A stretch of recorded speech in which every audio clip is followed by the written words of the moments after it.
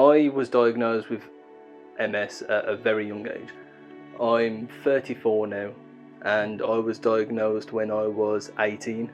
So, quick maths, what's that now? 16 years. That's a long time. That's almost half my age. So, yeah, I've dealt with a lot, but there was a bit of a saving grace in the end, because it is one of the drivers behind the reason why I do what I do, why I work hard in the gym, why I work hard in my career, why I work hard in life, because I want to prove that I'm not incapable of those things. So I'm constantly trying to find the best ways to strengthen my body, mind, and just function normally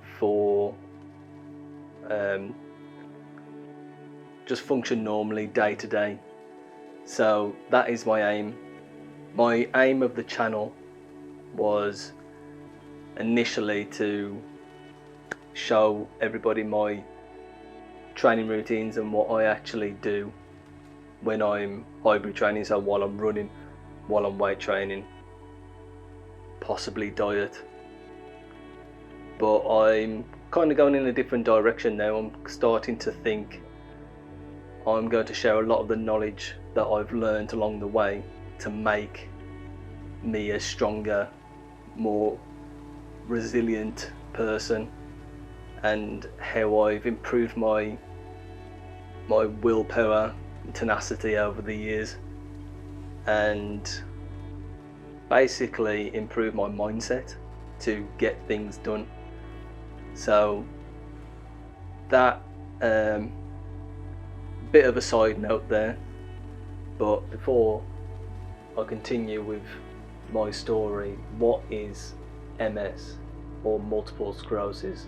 I've actually grabbed a definition off the NHS website so I don't miss anything.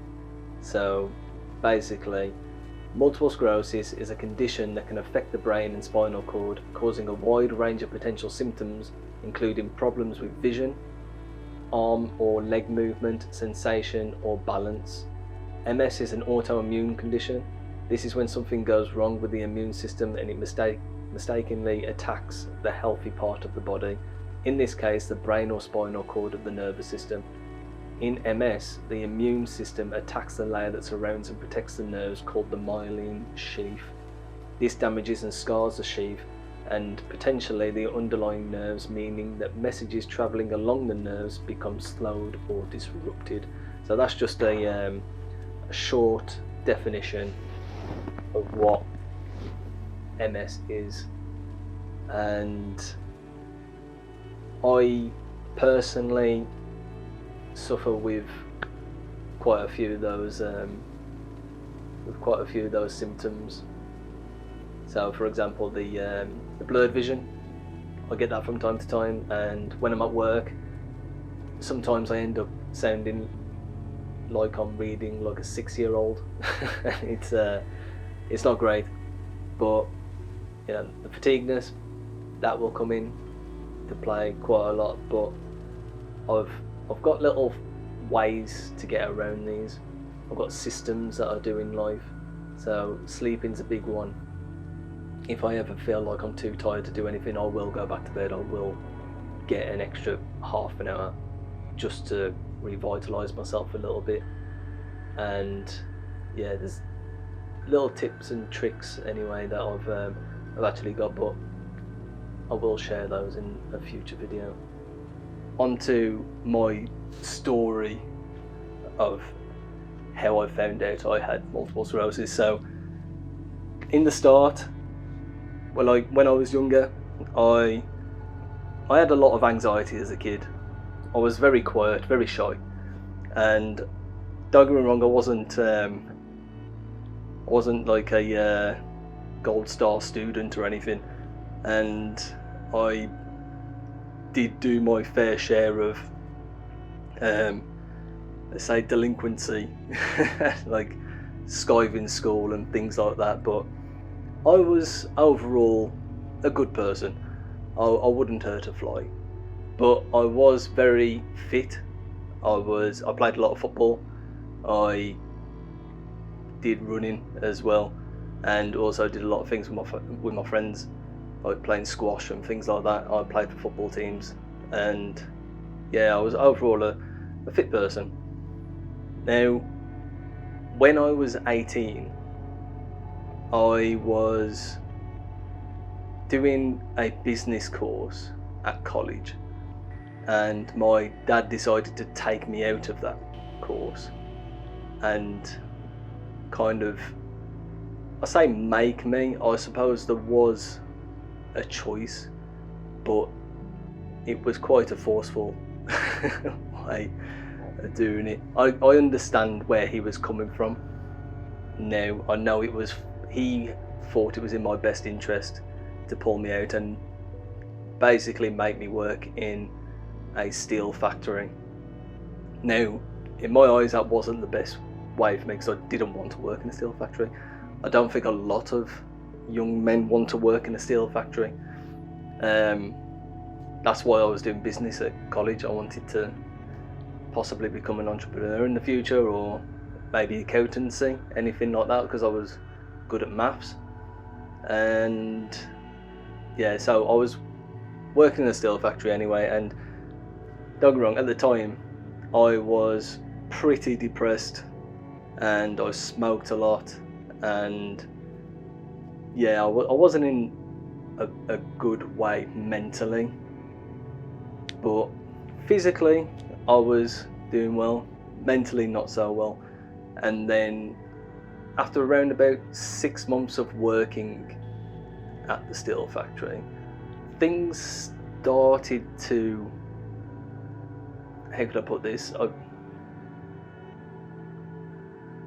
Things started to go a little bit weird with my body, as in I would get lots of migraines.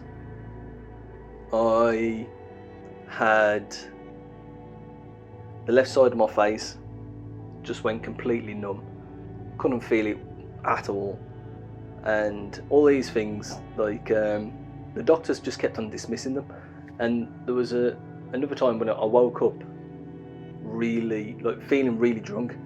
So, and I wasn't, I promise you, I definitely was not hungover or anything. It was just went to bed normally, woke up for work, and I just felt far too drunk to go into work, and so I just went back to bed, and I didn't get out of bed for 4 days straight.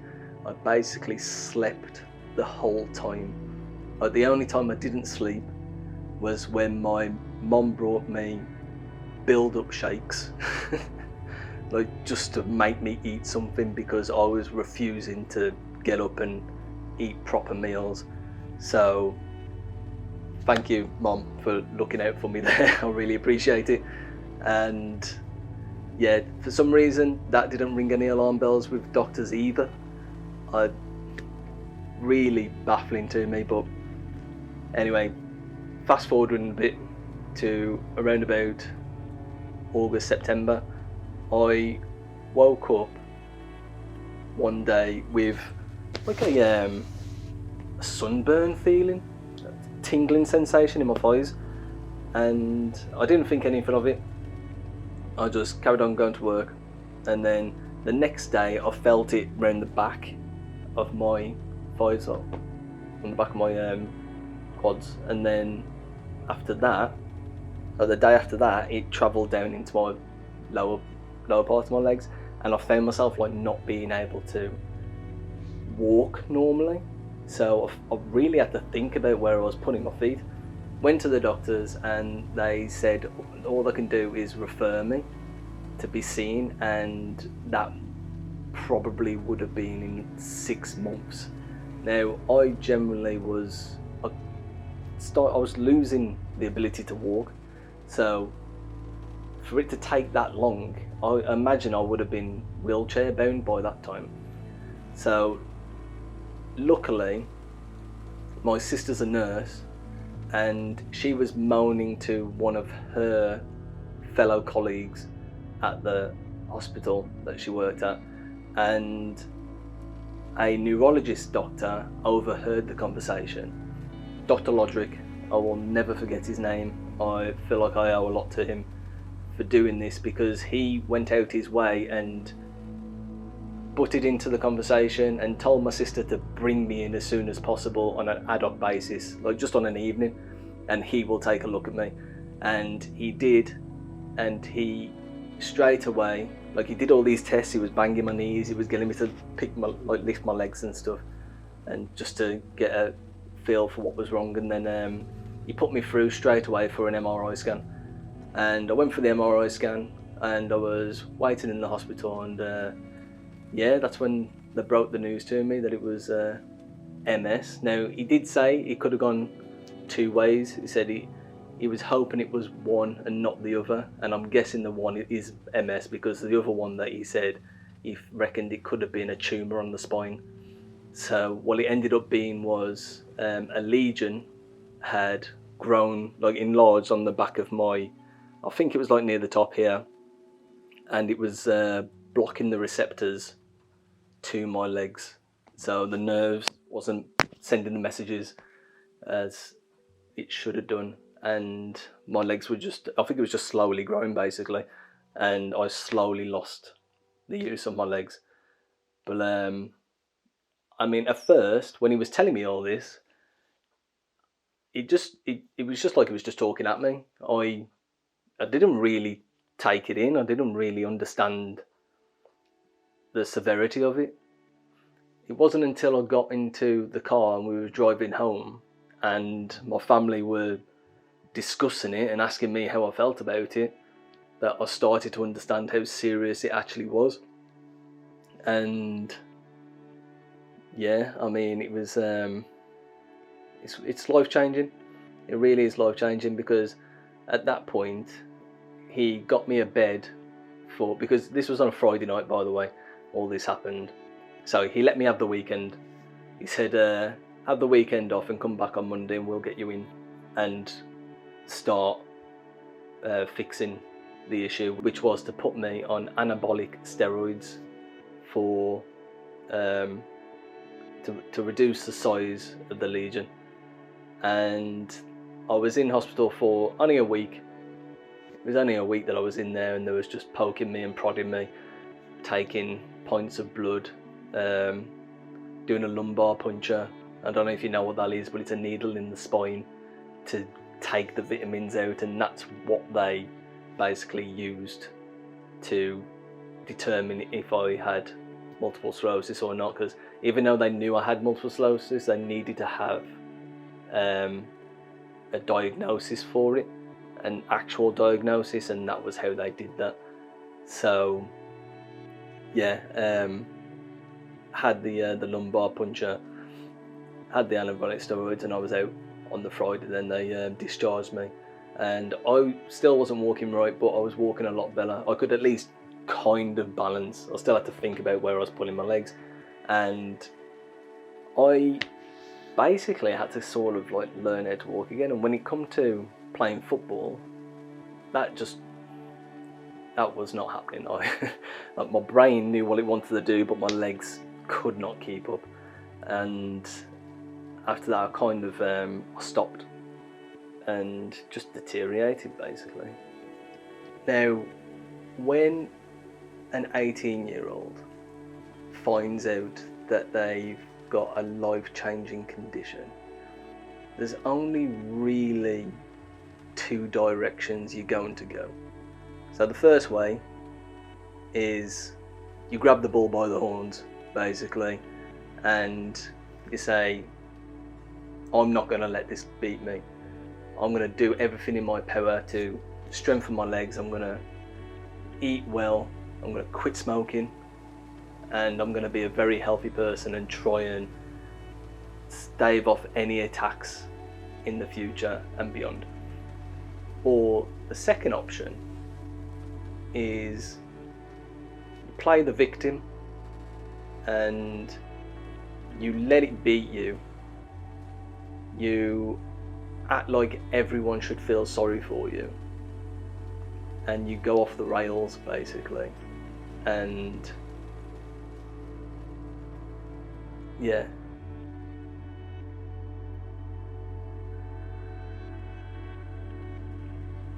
yeah. Guess which one I did. So I basically, when I found out, there was a few things that I did. I researched it and found that fatigueness was very prevalent, and I was going to be very tired. And I thought that I could mask it with 4 Red Bulls a day. And also the smoking didn't stop, so I continued smoking, knowing full well that it was bad for me. But sort of my takeaway of it was, I'm already going through a lot. Quitting smoking is just going to make things harder for me, so I'm going to continue smoking and not put too much pressure on myself or anything like that to get healthy. So I did that. I found out that people with MS smoke weed, so I thought it was a good idea to smoke weed. I mean, I'm laughing, but it's not funny now. When you look back, it wasn't funny at the time, but looking back, like, I can't believe what was going through my head, to be honest.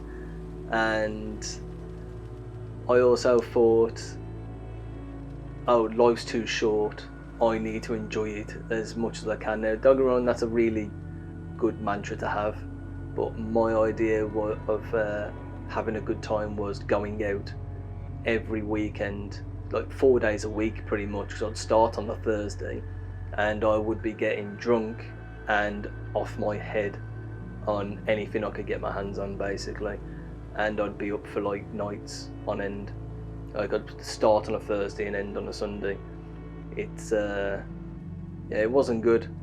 I did this for quite a few years as well, fair few years. So I stopped when I was 23, and I stopped doing drugs anyway when I was 23. And the reason why I stopped wasn't because I realised it was bad for me or anything. I found myself in a drug den, and when I say a drug den, it was a bed sit. It was a living room with just a bed in it and a toilet and a kitchen. That's all it was. Now, don't get me wrong, that's perfectly fine. If that's your living arrangements, that's absolutely fine. But this place was full of people, probably about 15 to 20 people, all just doing drugs. And I think I went round about 8 o'clock on the night and didn't leave until 8 o'clock the next day on the evening. So I was there for 24 hours, and people barely talked. They just stood around getting off their heads, and it was very eye-opening for me. Now, when I left this place, there was a bit of a revelation, and I just thought, what am I doing? What am I doing here? So I think a bit of a silver lining to go into that drug den, it actually kind of changed my life for the better, because I was on a road to destruction, and I ended up quitting drugs. It was difficult. It was very difficult, because especially when your friends are doing it on the weekends and you're going home early on a night out. So I didn't stop getting drunk, and I was still smoking at this point. But fast forward a year anyway, one day I decided that I wanted a better job, because I actually convinced myself as well, because I had MS, I was always going to have a minimum wage job. And people with MS don't have good jobs. That's what I convinced myself. I thought, my brain doesn't work well enough to have a well-paying job. I need to take it easy and just have a minimum wage, low paying job. So that's where I was at in my mind. But then one day I decided that I didn't want it anymore. I was still living with my mum and dad. I was 24, still living with my mum and dad, and I didn't want to anymore. I wanted to get out and get my own place and things. But you're not going to do that on your own on a minimum wage job. So I went to university. I took it upon myself to change my life and go to university and do computer science, which has worked out perfect for me because I'm a senior developer now. So that was the best move, one of the best moves I made at that time.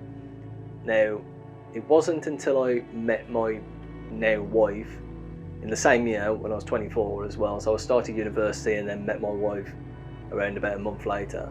So all 10 years ago as well. So this is actually our 10-year anniversary this year, which is quite special.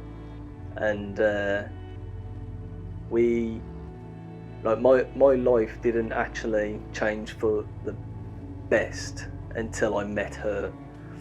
So when I met her, she was very good. She didn't smoke, she didn't drink a lot and stuff like that. So I actually decided, so I still kind of smoked, but I just sort of like cut down a lot. But the end of my smoking was when my nan died of COPD. That was sort of the straw that broke the camel's back on that, and I stopped smoking for good after that. So again, that's 10 years of not smoking, and I'm so glad I did, to be honest. But then not long after that I stopped drinking. I quit drinking, and it might sound bad, but I did stop talking to a lot of my friends as well. Now, it wasn't because of them, it was because I needed to get out of the sort of like party stage, and I didn't trust myself. I was very impressionable, so I just had to sort of get away from people who were going out. And like I said, there's nothing wrong with that. You can do you. I've got no self-control. So the best way to do it was by stopping completely. And yeah, that's what I did in the end, unfortunately. But it's got me to where I want to be in life. It's worked out quite well for me, because I haven't had an attack. Fingers crossed, I haven't had an attack, not a big one anyway. I've had possibly little ones. I get like the tingly feeling and stuff now and again, like especially when I'm ill. And I also, I get stressed. Stress affects MS. So, when I get stressed, my mind doesn't work as well as it should, and I get really tired and I need to go to bed, things like that. So yeah, I now have a well-paying job, a nice house, and a wife with a son. Yeah, so if you do have MS, just know that you can have it all. You don't have to put yourself down and make yourself feel worse for. Don't get me wrong, there's people out there with MS and it's a lot worse, like way worse than what I've got. I'm very lucky. The doctor said that I was very lucky to find out I had MS at a young age, so they can monitor it. A lot of people find out when they're 30, 40, and by then it's a bit late and it really hits them hard. So at least now I can monitor it and do things to actually help my health and my brain. And yeah, I think that's basically my story in a nutshell.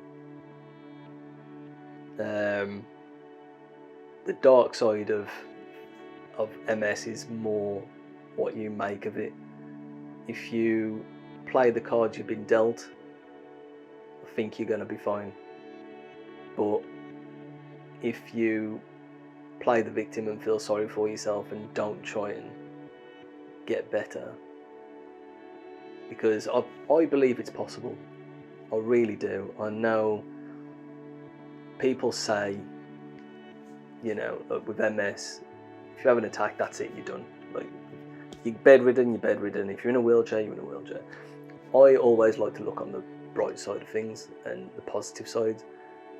I like to believe there is things out there that could possibly help. I mean, for me, example, I stopped having gluten. Now, I know gluten is a bit of a buzzword these days. People think, oh, you're quitting gluten just to try and be a health nut and all this sort of stuff, but there's actually something in it. I mean, it's one of the reasons why top athletes like Djokovic, they don't eat gluten, and that's because it hinders performance, and because our bodies aren't built to handle gluten. My wife, for example, she's got celiac disease. Now, that's one of the reasons why I stopped eating gluten, because it's not very good for her for us to have gluten-y products in the house, especially when we're sharing the same toaster and things like that. It's not very good for her. Now, when she has gluten, it's sort of the same thing. It's the nervous system being attacked by the immune system. I think from a different way. So it's from the stomach, but a lot of the symptoms are the same anyway, like the fatigueness and things like that. And it makes me think that there's probably something there. Like, maybe there's something similar. Maybe if I stopped eating gluten, it would help me. And it's the same with milk as well, actually, because I know our bodies aren't built to handle cow's milk. So I've cut milk out of my diet as well. I'm trying to eat more healthy. I'm trying to eat more meat and veg and fruit as well, like blueberries and things. So yeah, there's things I'm trying to put in place. It's a tough journey, but I've implemented a lot of things in life that I would like to share with everybody, to be honest, and help even people who haven't got MS. Everything I do can 100% help people who don't have MS, because one of the reasons why I stopped eating gluten as well and milk is because I had brain fog a lot, and I kept blaming MS, but it turned out to be dietary. So don't get me wrong, I still get brain fog, but I at least now can narrow it down to what it actually could be, as in it could just be my MS that's giving me brain fog and there's nothing I can do about it. But most of the time, turns out it was just from the foods I was eating. So things like that help a lot, because some foods as well, they fatigue you. Like milk gives me a headache now. I can't remember if it used to, I don't think it did, but it does now. If I have anything with milk in, I get a really bad headache. And I mean, that to me says that you shouldn't have milk. I mean, just because you build up a tolerance to it, like it tells me that you shouldn't be having it if you stop having it and then it makes you bad. Like, food's not supposed to make you feel bad, so you should look after your microgut biome and all that sort of thing, because it's all connected. Your brain, your gut, you know, they're sort of like one in the same. I know they're called the gut the second brain. So the things that you put in, yeah, it's going to affect your mental ability. So look out for yourselves and eat healthy. But anyway, I can talk forever about how to live your life and the best ways to do things. But honestly, I can make 1,000 videos on this sort of thing, and I might just do that. I think I've talked your ear off enough about this, so I'm going to end the video there. Thank you for watching this. I'm planning on running a half marathon in September. I wasn't going to run any half marathons because, as I've mentioned in a previous video, I wanted to put weight on for the cruise that I'm going on in October. But in September there's a half marathon, and they're doing it for the MS Society, so I really want to run that, and I will leave a link in the description if you want to donate. It would be very much appreciated. I know last year there was a study done and they found what the cause of MS actually is, which is huge. That was absolutely huge news, because that means that they can work on a cure now. And yeah, that would be amazing if that ever did happen. So I believe they need all the funding they can get, really, to find that cure. So yeah, any amount would be very much appreciated, and thank you again.